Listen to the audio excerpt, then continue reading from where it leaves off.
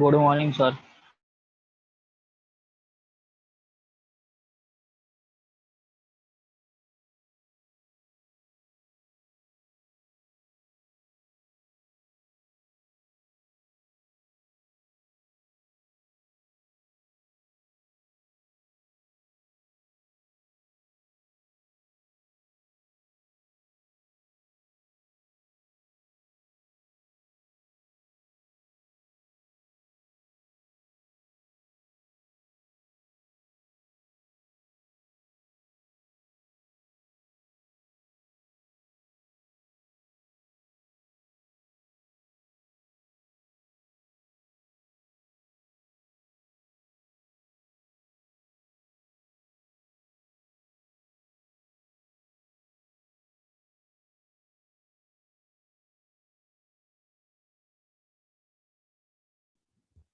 Sir link.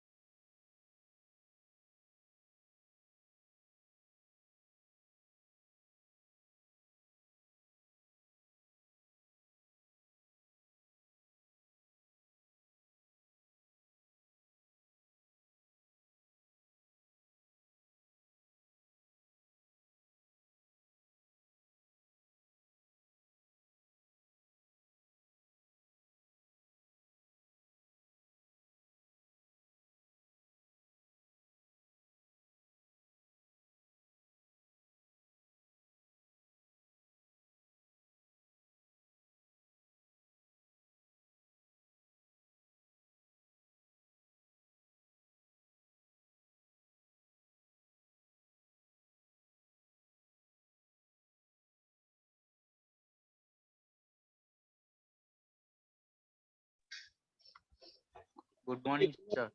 Yeah, good morning to all.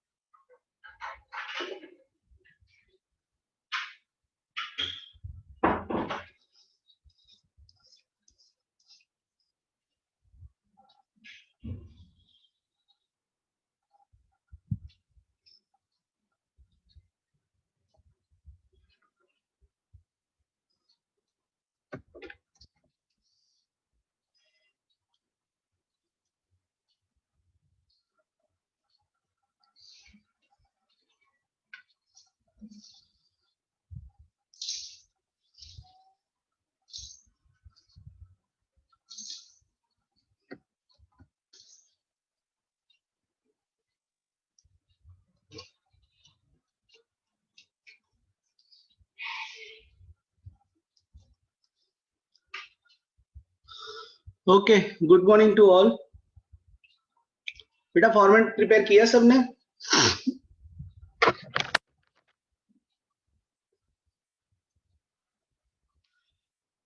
Yes.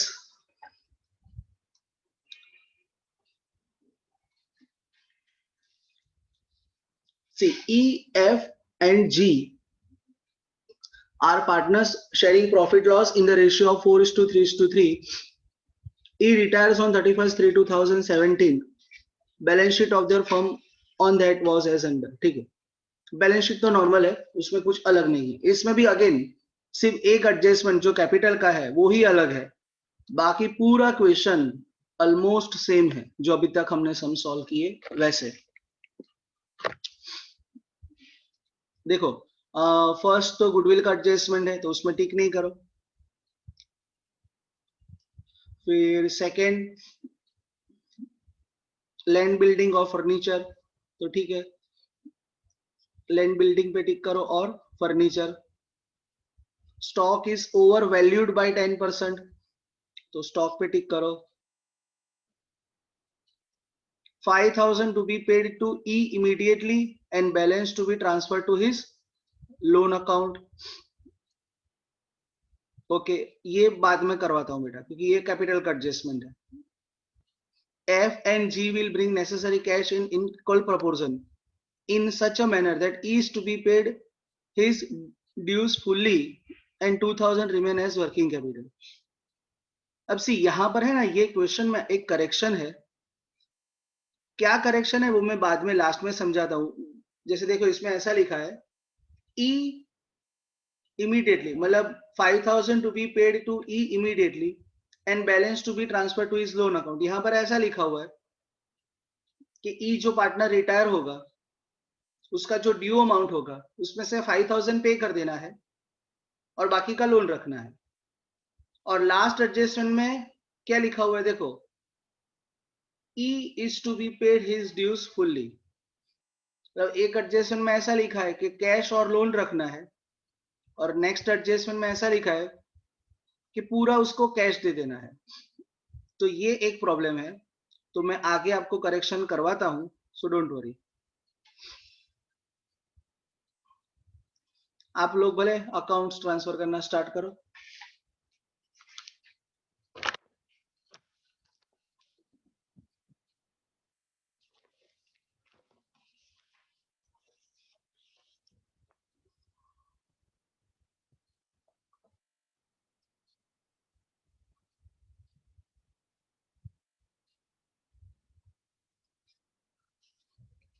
देखो capital 8,000 5,000 2,000,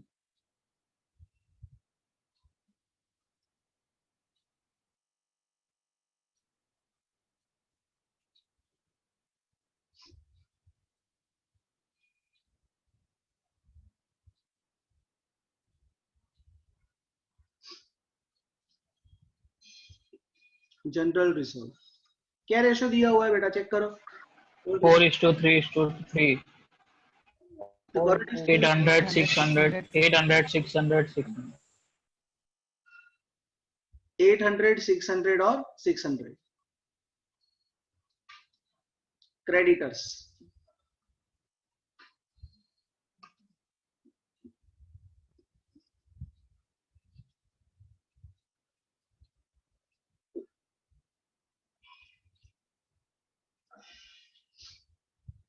bills payable,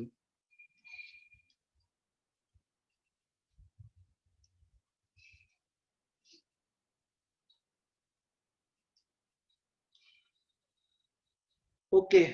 goodwill, balance sheet का goodwill है, क्या करेंगे, डिस्ट्रीब्यूट।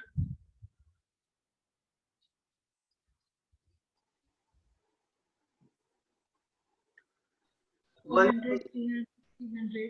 400 300 300.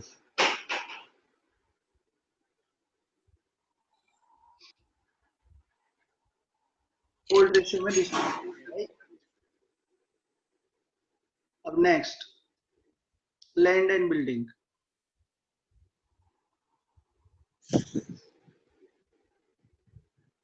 6,000।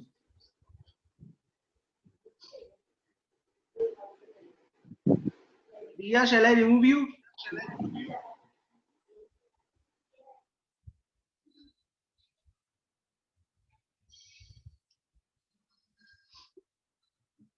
फिर फ्री होल्ड असेट्स।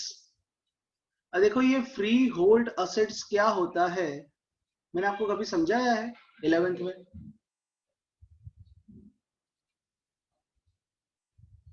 हाँ ना तो बोलो बेटा, समझाया कि नहीं समझाया है? नहीं सर. No. देखो वैसे आपके लिए इसका कुछ इतना इंपॉर्टेंस है नहीं, बिकॉज आपको तो असेट समझ के असेट साइड लिखना है। बट फ्री होल्ड असेट मतलब क्या होता है कि it is a kind of asset जिसके ऊपर कोई रिस्ट्रिक्शंस नहीं होते हैं।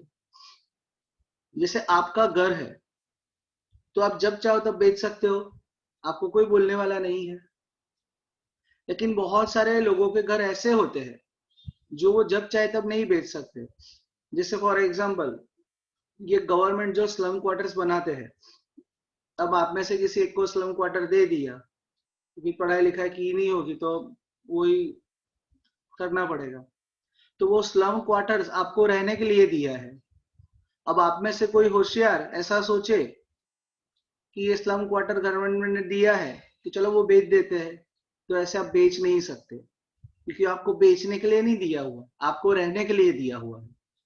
सो वो जो स्लम क्वार्टर है that is not freehold asset. Freehold की जिसके ऊपर आपका फ्रीली होल्ड नहीं है, there are few restrictions. So जो असेट्स के ऊपर सम रिस्ट्रिक्शंस होते हैं, so they are not freehold. और जिसपे कोई रिस्ट्रिक्शन नहीं है, जब चाहो बेचो, जब चाहो उसमें जो करो मतलब कायदे के हिसाब से करने का, हाँ कुछ भी नहीं, तो वो असेट होता है फ्री होल्ड असेट। बस बाकी आपको कोई एग्जाम में पूछेंगे नहीं कि what is free hold asset, बाकी आप तो लिख दो कि वो वाला असेट जिसमें जो चाहिए वो कर सकते हैं, बट ऐसा नहीं आएगा एग्जाम में, don't worry. Okay, freehold asset में एडजस्टमेंट नहीं है ना बेटा? नहीं sir. No, sir. Okay,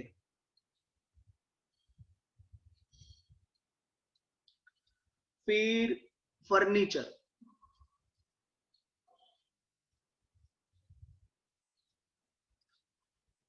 $3,000,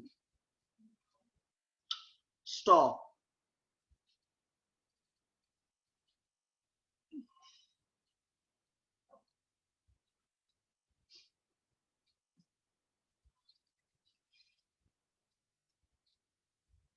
debtors, और कैश का बैलेंस कैश अकाउंट में।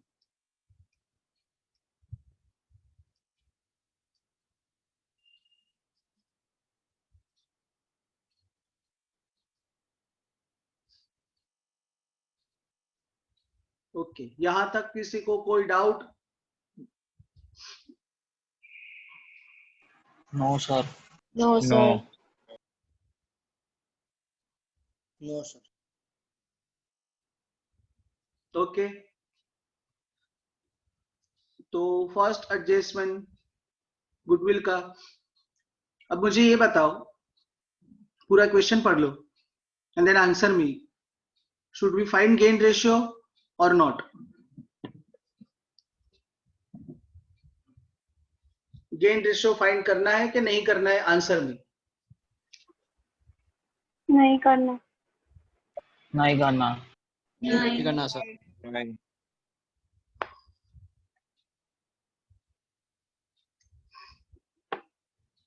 मैंने पूछा क्यों नहीं करना है? न्यू रेशियो नहीं दिया। न्यू रेशियो नहीं दिया। एग्जैक्टली, बिकॉज न्यू रेशियो नहीं लिखा हुआ है, तो बोलो गेन रेशियो क्या होगा देन? Old ratio 4:3. 4:3। कौन रिटायर हो रहा है देखो तो? E. 3:3. 3:3। लिसन, दिमाग में ऐसा बैठ गया है कि जो लास्ट वाला पार्टनर हो ना उसको रिटायर कर देने का, तो आपने जी को रिटायर करके 4:3 बोल दिया। पर ऐसा जरूरी नहीं कि ऑलवेज लास्ट वाला ही पार्टनर रिटायर होता है, कभी कभी फर्स्ट वाला भी रिटायर हो सकता है। सो ई रिटायर हो गया है और बचेंगे एफ और जी, और एफ और जी का रेशियो होता है 3:3 या we can say 1:1। So gain ratio भी क्या होगा? इक्वल 1:1। तो देखो गुडविल 7,000 का है, जो पार्टनर रिटायर होगा दैट इज ई। सो ई का गुडविल कितना होगा? 7,000 इंटू 4/10, बताओ कितना होता है? 28. 2800. 2800। ये कैलकुलेशन लिख के सॉल्व करने की जरूरत नहीं है। अब ये 2800 ई के अकाउंट में हमें क्रेडिट करना है, और एफ और जी के अकाउंट में क्या होगा, डेबिट, गेन रेशियो में, बट गेन रेशियो क्या है, इक्वल। सो ई के अकाउंट में क्रेडिट और एफ जी का अकाउंट डेबिट, इक्वल रेशियो में। सो व्हेन आई से इक्वल रेशियो, 2800 का इक्वल रेशियो होगा 1400,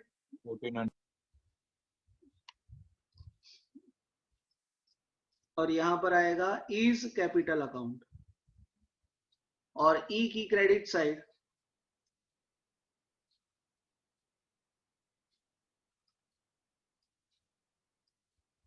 1400,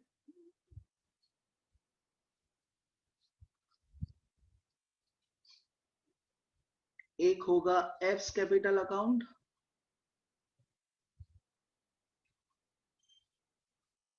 और दूसरा होगा जीस कैपिटल अकाउंट।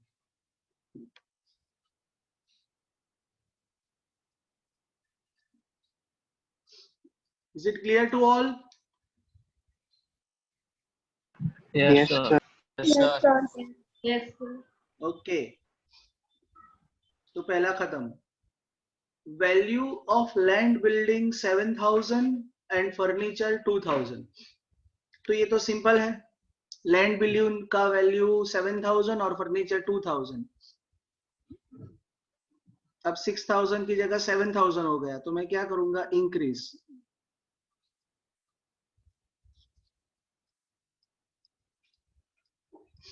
और फर्नीचर 3000 की जगह 2000 हो गया, सो मैं रिड्यूस करूंगा।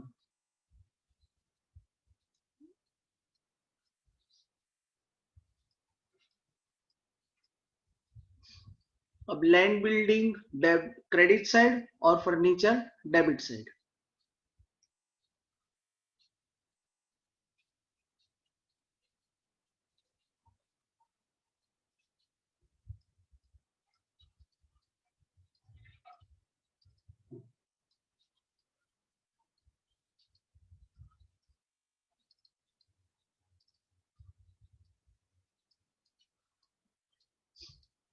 ओके,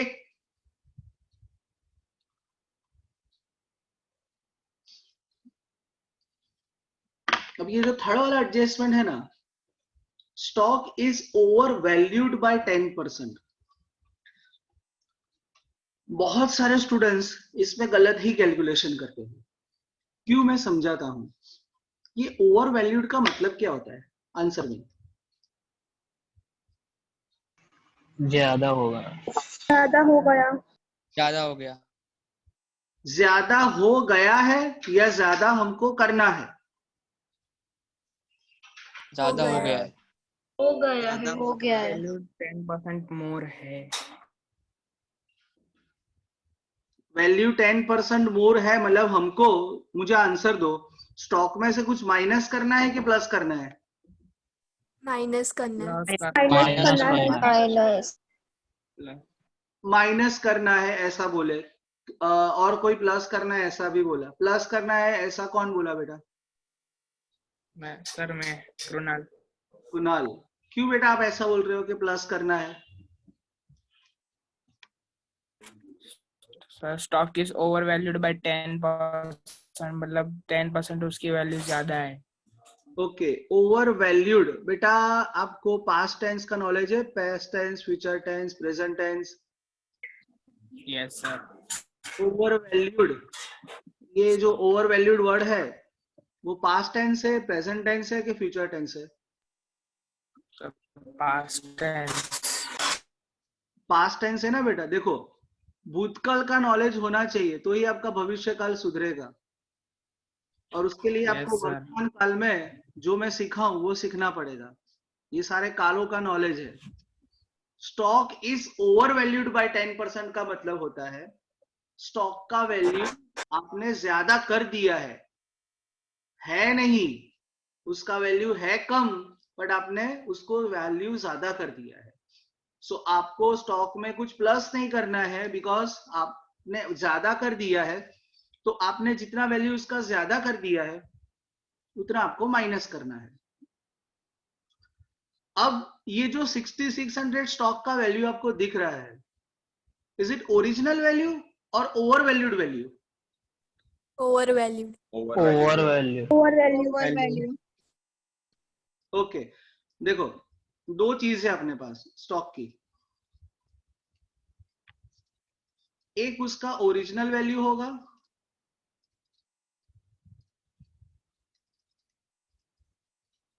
और दूसरा होगा ओवर वैल्यूड वैल्यू।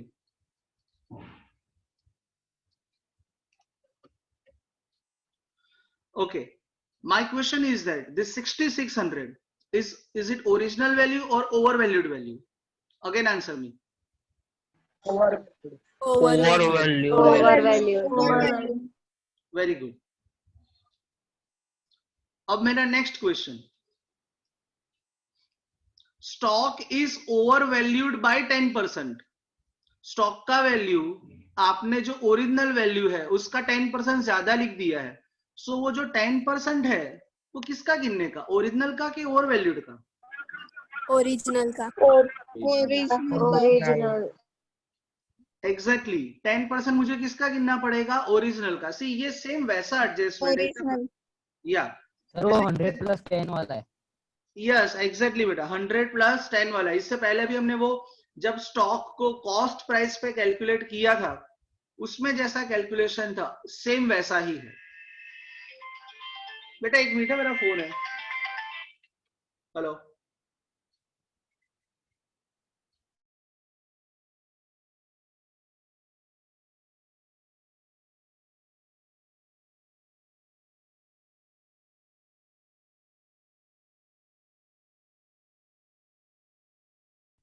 या सॉरी। तो लिसन, जैसा वो स्टॉक का कॉस्ट प्राइस का कैलकुलेशन था ये भी वैसा है। तो इसमें भी हम क्या अज्यूम करेंगे, 100%। जस्ट मैं ये सब इरेज करके, और ये वर्किंग नोट लिखना बेटा आप लोग, कि अपने ऐसा कंसीडर करें उसका ओरिजिनल वैल्यू 100 है और ओरिजिनल वैल्यू को आपने ओवर वैल्यू कर दिया है। कितना ओवर वैल्यू किया है, 10%। तो इसका ओवर वैल्यूड वैल्यू हो जाएगा 110। और जो ये 6600 है, this is not original value, this is value after increase. So when,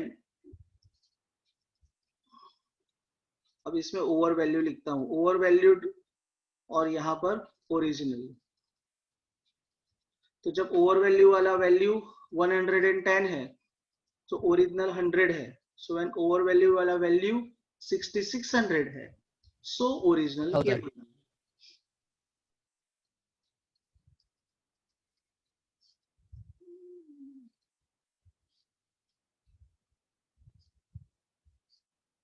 $6000 आएगा, बराबर बेटा?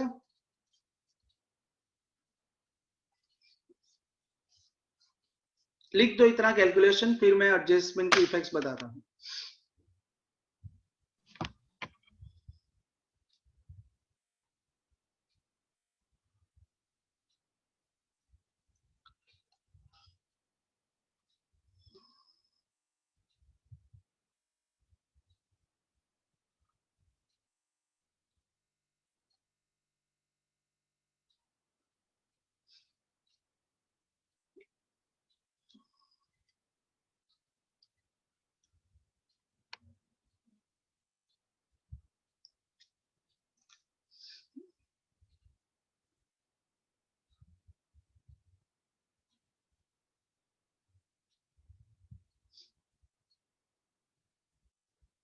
डन बेटा, हो गया सबका?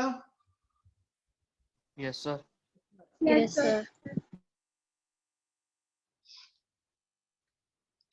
अब देखो, ओवर वैल्यूड वैल्यू है 6600, जो 600 रुपीज ज्यादा होगा। क्यों? बिकॉज ओरिजिनल वैल्यू क्या है, 600। सो सिंपली स्टॉक में से वी हैव टू रिड्यूस 600।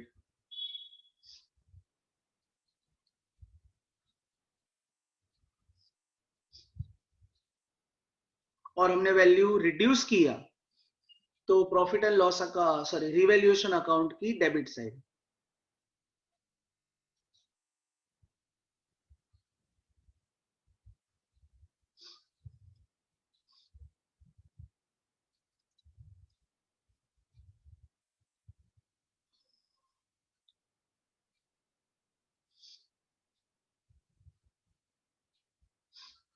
अब देखो ये इतना पोर्शन है ना बेटा, वो कैंसिल कर दो।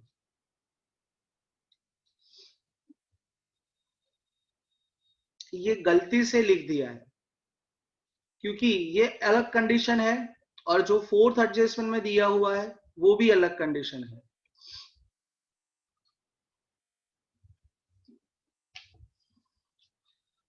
तो आप सिंपली ये जो 5000 लिखा हो ना, 5000 to be paid to E immediately and balance to be transfer to his loan account, वो पूरा कैंसिल कर दो। और एक और चीज बताओ, ये क्वेश्चन एग्जाम में आया था I guess last to last year and with mistake. ये सेम मिस्टेक के साथ एग्जाम में पूछा था और ये मिस्टेक में भी ऐसा है, गुजराती मीडियम की टेक्स्ट बुक में ये मिस्टेक नहीं है और इंग्लिश मीडियम की टेक्स्ट बुक में ये मिस्टेक है।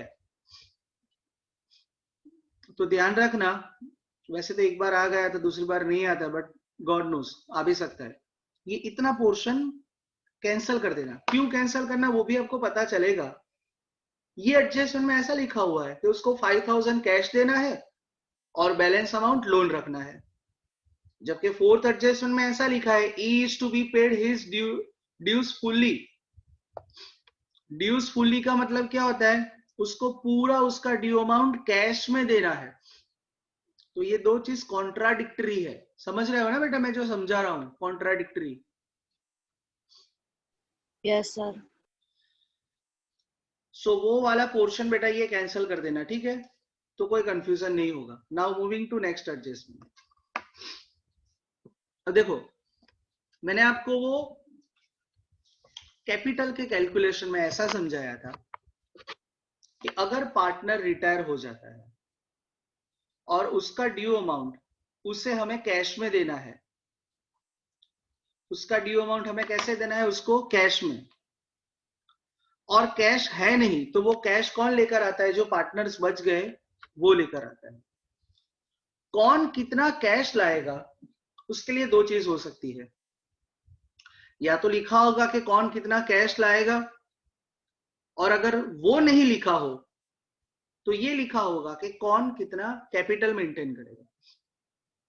Again I am repeating, there can be two conditions, either ऐसा स्पेसिफाई किया होगा कि how much cash will be brought by which partner, कौन पार्टनर कितना कैश लाएगा, या तो दूसरा ये कंडीशन होगा कि how much capital will be maintain by particular partner, कि कौन सा पार्टनर कितना कैपिटल मेंटेन करेगा। फोर्थ एडजस्टमेंट आप खुद से पढ़ो एंड आंसर मी कि इसमें कौन कितना कैश लाएगा वो लिखा है कि कौन कितना कैपिटल मेंटेन करेगा वो लिखा है। पढ़ो और आंसर मी। कौन कितना कैश लाएगा। कितना कैश। देखो F and G will bring necessary cash in equal proportion। तो ऐसा लिखा है F और G कैश लाएंगे इक्वल प्रोपोर्शन में, मतलब कौन कितना कैश लाएगा वो लिखा हुआ है। In such a manner that E is to be paid his dues fully, अब यहां पर ऐसा भी ऐड कर दो fully in cash, कि उसका पूरा ड्यू आपको कैश में पे करना है। And 2000 remain as working capital. तो बोलो ये 2000 क्या है, balance carry forward cash account. Cash का, बैलेंस। यस कैश का क्लोजिंग बैलेंस है। तो ये वाले सम में अपने जैसे वो रिवर्स कैलकुलेशन करते हैं ना, वो रिवर्स कैलकुलेशन करने की जरूरत नहीं है।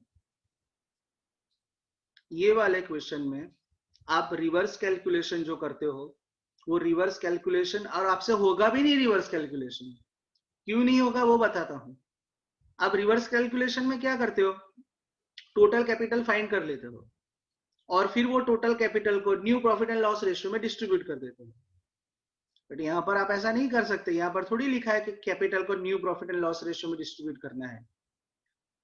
सो रिवर्स कैलकुलेशन इसमें पॉसिबल नहीं है, जो असेट्स के बाद आप फिर कैपिटल पे जाते हो। यहाँ पर आपको सीधा सीधा कैलकुलेशन करना है। कैसे, मैं समझाता हूँ। पहले एक काम करो, रिवैल्यूएशन अकाउंट क्लोज कर देते हैं और जो पार्टनर रिटायर हो रहा है उसका अकाउंट क्लोज कर दो। करो रिवैल्यूएशन क्लोज।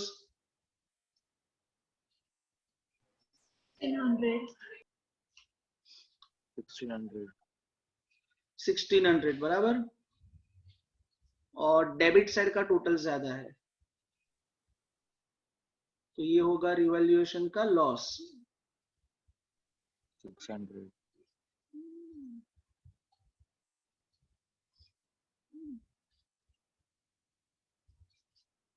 करो डिस्ट्रीब्यूट।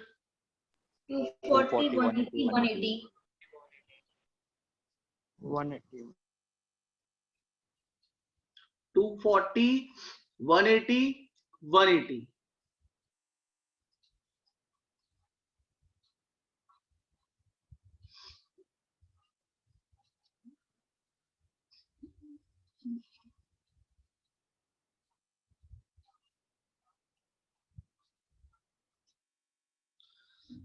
अब जो पार्टनर रिटायर होगा उसको पहले सॉल्व करो।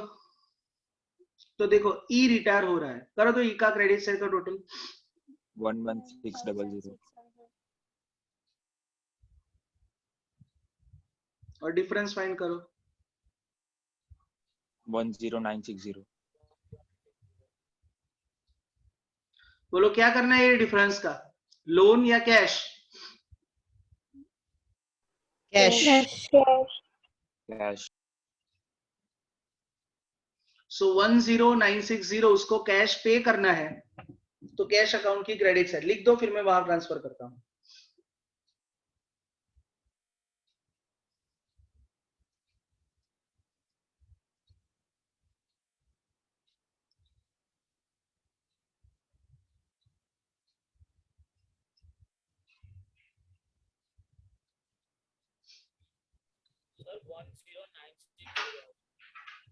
सर 10960 है।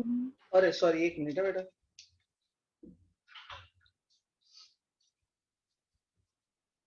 अब देखो 400 का बैलेंस है, उसमें से 10960 तो पे करना पॉसिबल ही नहीं है।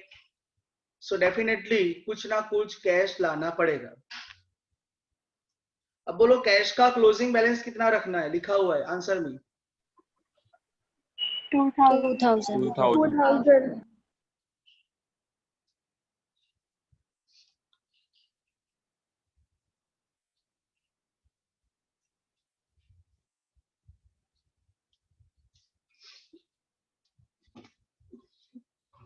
Okay, now listen.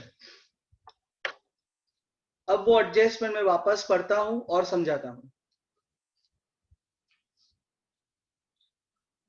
F and G will bring necessary cash in equal proportion in such a manner that E is to be paid his dues fully and ₹2000 remain as working capital. ये तो हमने solve कर दिया कि E is to be paid his dues fully, ये solve कर दिया। 2000 remain as working capital, ये सॉल्व कर दिया। अब ये चीज बाकी है, F and G will bring necessary cash. So हमें वो फाइंड करना पड़ेगा कि उनको कितना कैश लाना है। तो उसका आंसर आपको मिलेगा कैश अकाउंट में। कैश अकाउंट आपके सामने है, देख के बताओ टोटल उनको कितना कैश लाना पड़ेगा। दोनों को इंडिविजुअली नहीं, टोटल कितना कैश लाना पड़ेगा।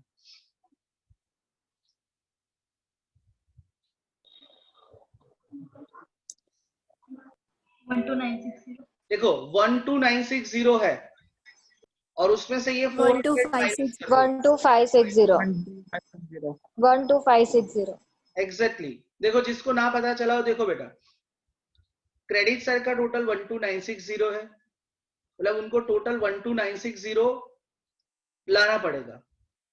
10,960 ई को देना है, 2000 मेंटेन करना है, बट उसमें से ऑलरेडी 400 तो है ही बैलेंस। सो बचेगा 12560। अब ये टोटल उनको कैश लाना है, अब वहां पर लिखा है कि वो इक्वल प्रोपोर्शन में लाएंगे। सो इक्वल प्रोपोर्शन 6280 दोनों का 6280 6280 पता चला बेटा 6280 6280। Yes sir. तो देखो यहां पर वो रिवर्स कैलकुलेशन पॉसिबल नहीं था। क्यों? बिकॉज ऐसा लिखा हुआ था कि कौन कितना कैश लाएगा। इससे पहले वाले जो 3 क्वेश्चंस करवाए जिसमें कैपिटल का रेशियो लिखा हुआ था उसमें कैश का रेशियो नहीं था। तो या तो कैश का रेशियो लिखा होगा या तो कैपिटल का। कैश का रेशियो हो तो ऐसे करने का, और अगर कैपिटल का रेशियो हो तो रिवर्स कैलकुलेशन। अब यहां पर अपने लिख दे एफ्स कैपिटल अकाउंट और जीस कैपिटल अकाउंट। अब ये उनको लाना है तो उनके अकाउंट की क्रेडिट साइड 6280 6280।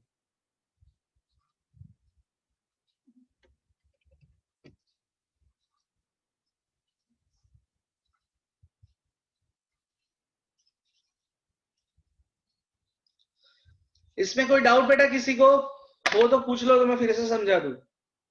No sir.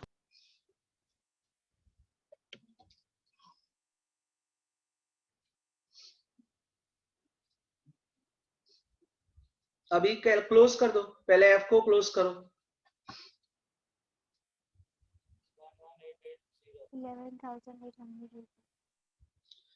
11,000 कितना बोला आपने? 880।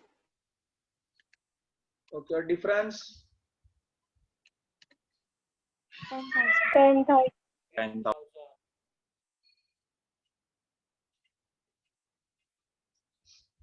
और जी का? 8,880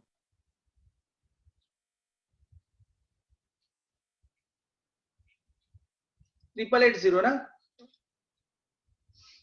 yes और balance? 7,000 7,000 7000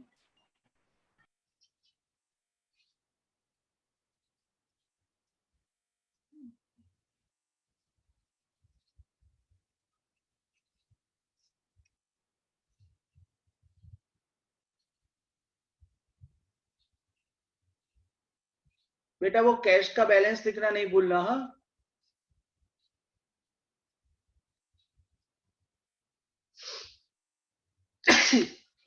sorry sorry, God bless me.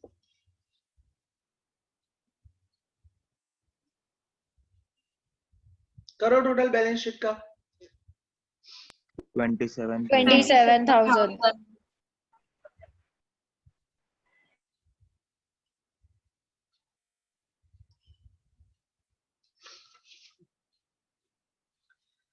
Okay,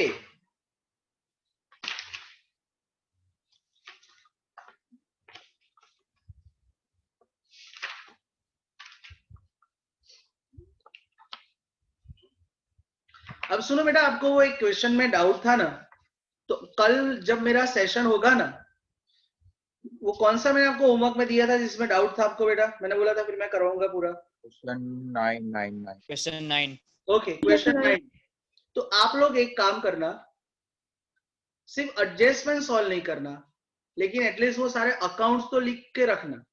तो मैं डायरेक्टली आपको एडजस्टमेंट सॉल्व करवाऊंगा, और मैं भी क्या करूंगा, सेशन से पहले वो सारे जो अकाउंट्स है वो मैं लिख के ही रखूंगा।